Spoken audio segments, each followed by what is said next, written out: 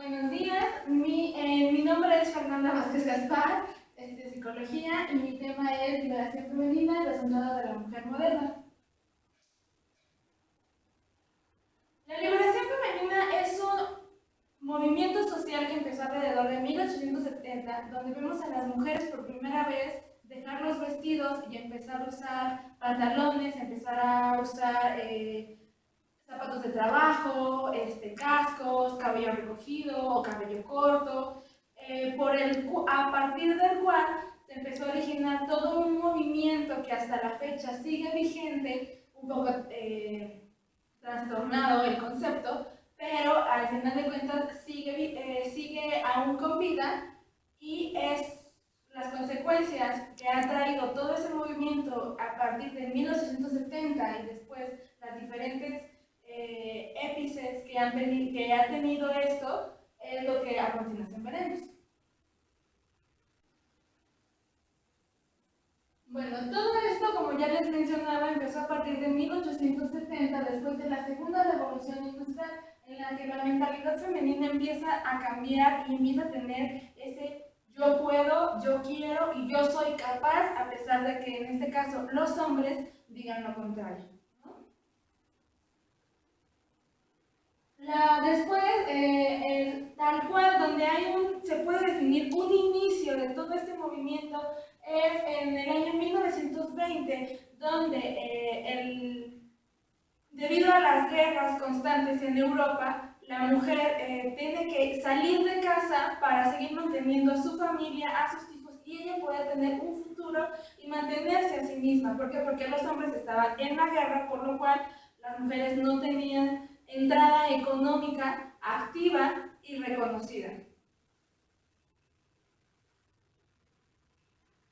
Después viene el movimiento hippie. Alrededor de 1960 es ya el auge total de las mujeres, donde incluso la promiscuidad y la liberación económica y sexual se empieza a hacer evidente y se empieza a tener todo un contraste político y social en cómo debe y no debe y qué debe y qué no debe de hacer la mujer, tanto fuera como dentro de su casa.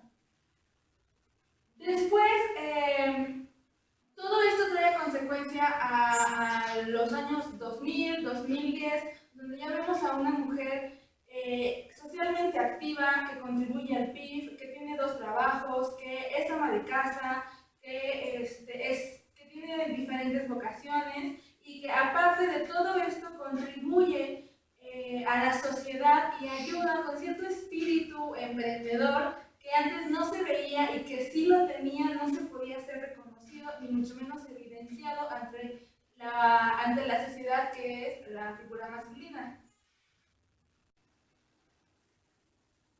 Bueno, en la educación. En este tema, según el INEGI, en sus encuestas del 2012, nos dice que a partir de los 0 a los 14 años, el número de mujeres que asiste a la escuela es mayor que la de los hombres.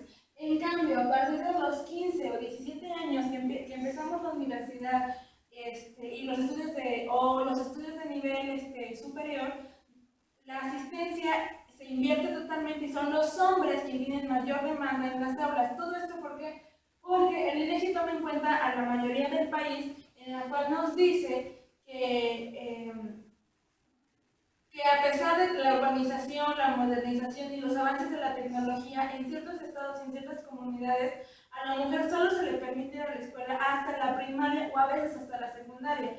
Ya cuando empezamos a hablar de educación superior, los hombres son los que ejercen el poder y es como, bueno, ya te dejé estudiar, ya te dejé que te capacitaras, ya te dejé que supieras lo básico para vivir y, bueno, ahora regresas a tu casa y ya los quehaceres del hogar. Esto lo vemos en muchas comunidades de nuestro país, principalmente en Puebla, en la Sierra, que solamente cuando tú vas a las comunidades ves lo básico, kinder, primaria, no ves una secundaria, no ves una prepa, no ves un instituto tecnológico y muchas veces tienen que caminar kilómetros para llegar a los institutos, por los cuales solo los hombres asisten. Y es por eso que en el 2012 el INEGI nos arroja esta estadística. Ahora bien, del porcentaje de las carreras que escogen las mujeres y los hombres,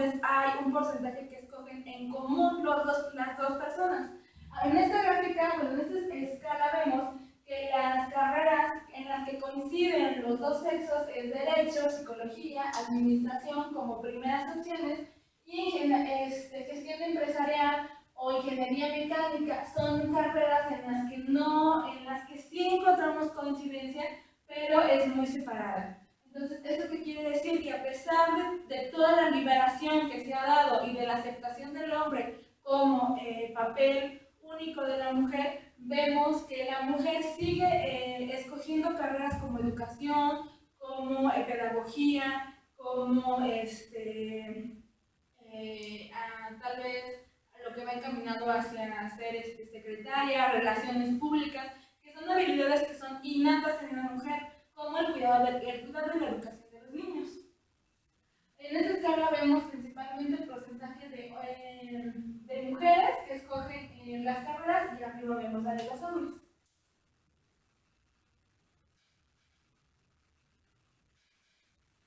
Ahora, según el Instituto Nacional de Estadística y Geografía, que es igual a los que no sepan del INEGI, dice que de 1969 al 2009 el número de hijos que tenían las mujeres bajó de 7 a 2.4 hijos. ¿Por qué? Porque todo esto se debe a la promiscuidad y a la liberación sexual que se da y las restricciones y consecuencias que da eso. Que la mujer sea más liberal y activa sexualmente trae como consecuencia más hijos, pero si vemos la modernización y los nuevos programas de educación de anticonceptivos y cuidado de población, vemos que a pesar de que las mujeres tienen más libertad sexual, el número de hijos desciende. ¿Por qué? Porque los cuidados son mayores. Con eso también estamos evitando menos problemas de salud y la mortalidad femenina baja a más del 60% de lo que se consideraba al menos hace 10 años.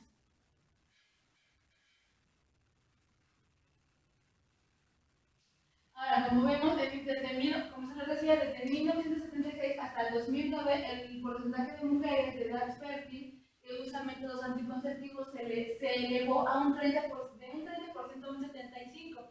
Y a pesar de que ha sido un gran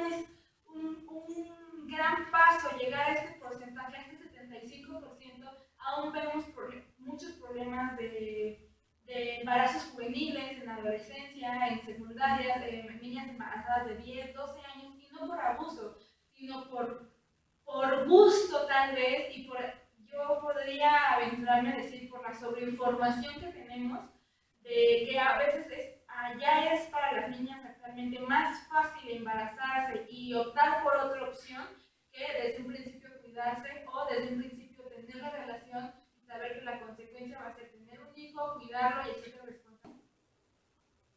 Bueno, hablando del papel que tiene la mujer hoy en día, notamos que las responsabilidades que tiene esta son muy diferentes a las que tenía hace 30 años. Por ejemplo, vemos que en las juntas escolares hay más varones, en estas vemos que los hombres son los que ahora hacen el aseo, van por los niños, hacen el lunch, tienen la casa aseada. ¿Por qué? Porque las responsabilidades que las esposas o las mujeres o amas de casa tienen son mucho mayores que la de nuestros cónyuges.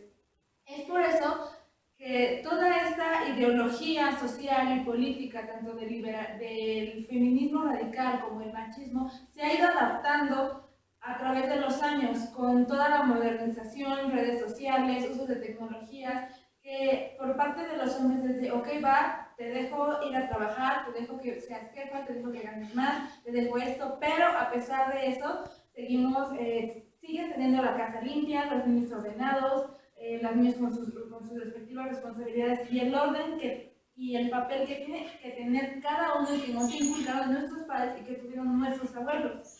Es por eso que la modernización es no solamente el uso y las herramientas tecnológicas que nos dan millones de ingenieros, sino el cambio urbanizado que a través de la historia se ha adaptado a las ideas socialistas que nos comparten todos los días.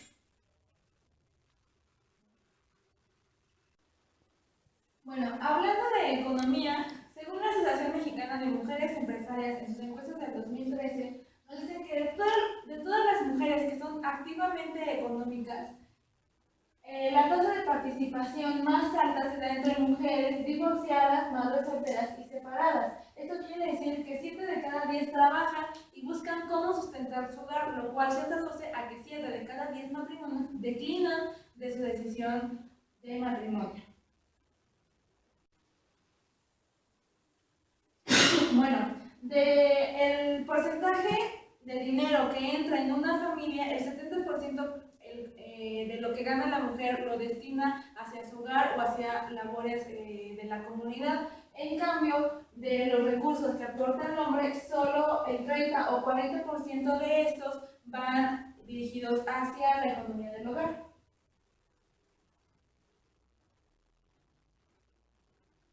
Ahora, de todo el Producto Interno Bruto, según el INEGI del 2012, el 37% es aportado por lo que produce una mujer, hablando del 70% de mujeres divorciadas o separadas. Esto quiere decir que el porcentaje monetario que tiene la mujer en nuestro país es demasiado alto, por lo cual el papel y el reconocimiento que se le da debería entre comillas, debería ser más alto que el que se le da a un hombre, debido al porcentaje que ingresa en las reservas de nuestro país.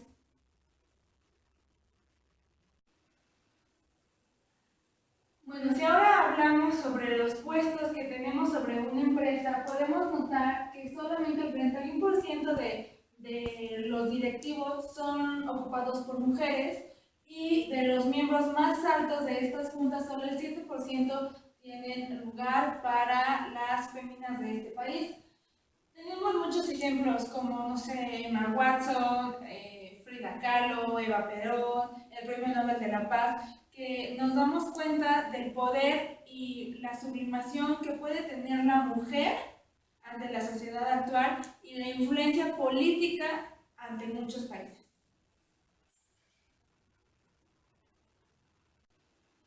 Bueno, según datos del segundo trimestre del 2012 de la Encuesta Nacional de Empleo y Ocupación, nos dice que 43% de las mujeres de 14 años en adelante son económicamente activas, de las cuales el 91% combinan sus actividades domésticas con el trabajo y o estudios, a comparación de los hombres.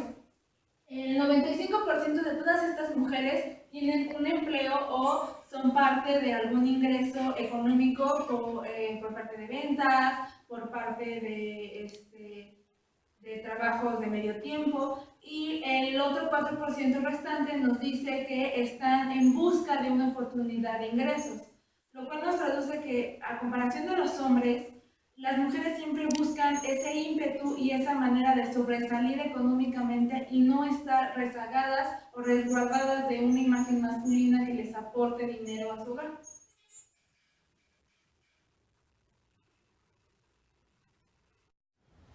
If I were a young woman now, I'm not sure how I'd cope. With all the things that you have, the opportunities, the technology, I'd like to think it could be a world of pleasure. But I fear instead it would only be a world of pressure. Pressure to be the perfect mother, the perfect wife, the perfect friend. Pressure to be successful, a boss, a leader. If I had my time again, I wouldn't create a to-do list. I'd create a to-don't-do list. I'd give myself the time to indulge in the things that I now understand are the most important. What I wouldn't give to extend those goodnight kisses instead of moaning about having to get up early in the morning. Oh.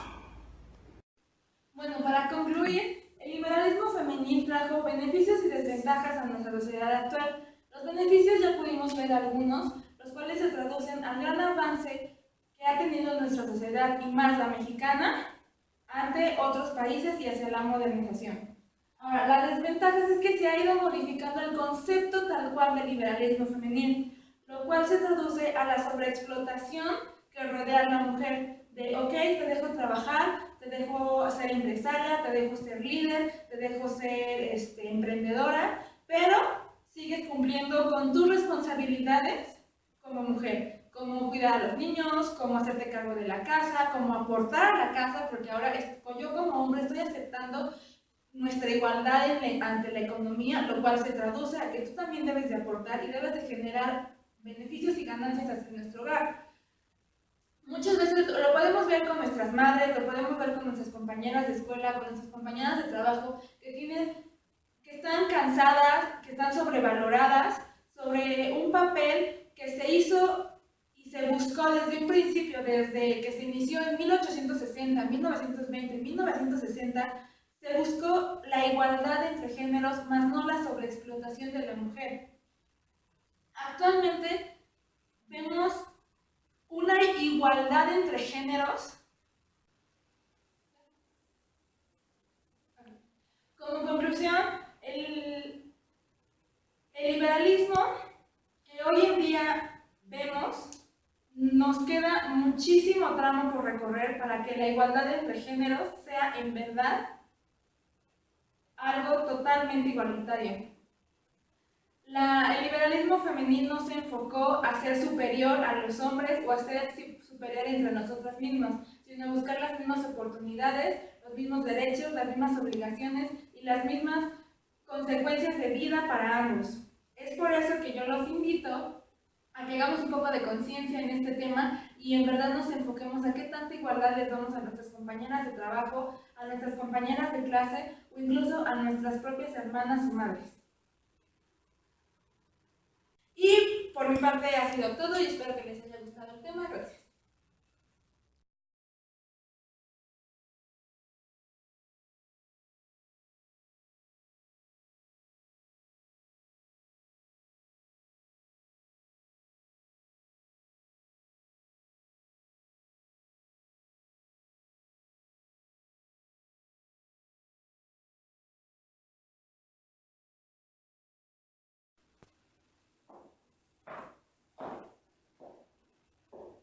Mi nombre es...